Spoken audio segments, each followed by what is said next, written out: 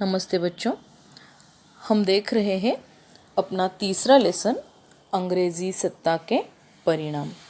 इसमें हमने British east India company की भारत में किस प्रकार स्थापना और विस्तार हुआ इसकी जानकारी ली तथा अंग्रेज़ और मराठे इनके बीच का संघर्ष इसकी जानकारी भी हमने ली है। तो अब हम अपना तीसरा पॉइंट शुरू करेंगे। सहायक सेना। सन 1798 में लॉर्ड वेल्सली भारत में गवर्नर जनरल के रूप में आए थे और उन्होंने संपूर्ण भारत पर अंग्रेज़ों का वर्चस्व कैसे स्थापित किया जा सकता है इसके लिए एक योजना बनाई। अर्थात उन्होंने भारतीय सत्ताधीशों के साथ एक समझौता किया। वो समझौता था सहायक सेना का समझौता। तो इस समझौते में उन्होंने भारतीय सत्ताधीशों को अंग्रेजी सेना की सहायता का आश्वासन दिया था, किंतु इसके लिए उन्होंने भारतीय सत्ताधीशों के सम्मुख कुछ शर्तें रखी थी। तो वो शर्तें इस प्रकार थी। पहली शर्त ये थी कि भारतीय राजाओं को अपने राज्य में अंग्रेज़ों की सेना रखनी होगी और इस सेना के व्यय के लिए कुछ नगद राशि अथवा उतनी ही आय का प्रदेश ब्रिटिश ईस्ट इंडिया कंपनी को देना होगा। दूसरी शर्त ये थी कि भारतीय शासक अन्य सत्ताधीशों के साथ अगर संबंध प्रस्थापित करना चाहते हैं तो वो केवल अंग्रेज़ों की मध्यस्थता से ही प्रस्थापित करेंगे।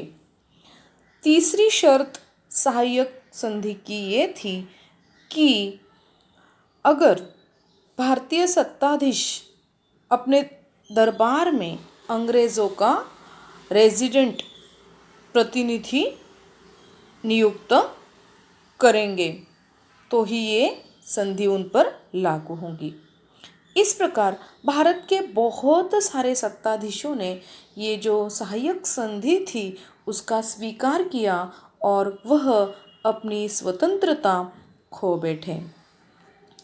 द्वितीय बाजीराव, जिसने 1802 में ये सहायक सेना की जो संधि है उसको स्वीकार किया और इस तरह से अपनी स्वतंत्रता वो खो बैठा। यह जो संधि है वह वसई की संधि के रूप में प्रसिद्ध है। बहुत सारे मराठा सरदारों ने इसका स्वीकार नहीं किया, पर केवल एक गलती बाजीराव द्वितीय इन्होंने की कि उन्होंने ये जो सहायक सेना की संधि है उसका स्वीकार किया। परिणाम यह हुआ कि मराठे और अंग्रेज़ इनके बीच दूसरा युद्ध हुआ। इस युद्ध के विजय के बाद मराठी राज्य में अंग्रेज़ों का जो हस्तक्षेप है वो और भी बढ़ने लगा और यह हस्तक्षेप जब द्वितीय बाजीराव को असहाय होने लगा तो द्वितीय बाजीराव ने अंग्रेज़ों के विरुद्ध फिर से युद्ध की घोषणा की और इस युद्ध में उसका पराजय होना ही था। क्यों होना था? क्योंकि अंग्रेज़ों की सेना उसने अपने राज्य में रखी थी और अंग्रेज़ों की सेना अंग्रेज़ों के विरुद्ध कैसे लड़ेगी। तो इस प्रकार अंग्रेज़ और मराठा इनके बीच जो युद्ध हुआ उस युद्ध में द्वितीय बाजीराव को आत्मसमर्पण करना पड़ा। 1818 में उसने अंग्रेज़ों के सामने आत्मसमर्पण किया।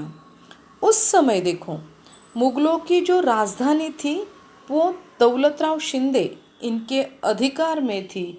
तो शिंदे की सेना को भी अंग्रेज़ों ने पराजित किया और जनरल लेक इन्होंने मुग़ल शासक को बंदी बनाया और इस प्रकार अंग्रेज़ों ने पूरे हिंदुस्तान पर विजय प्राप्त किया। इस तरह से अंग्रेज़ों का हस्तक्षेप मराठाओं के राजनीति में बढ़ने लगा।